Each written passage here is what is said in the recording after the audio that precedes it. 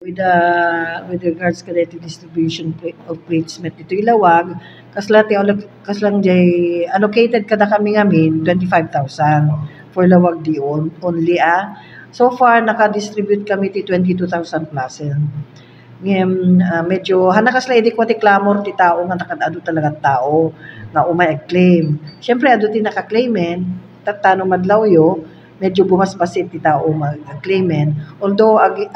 conduct kami magpailang ti caravan ket damit lang tadi iti umay ag-claim JA site no kwa so manupay ti adapay 2,000 plus nga balansemi nga i-get me nga i-distribute siguro maibus mi data within kadeto nga quarter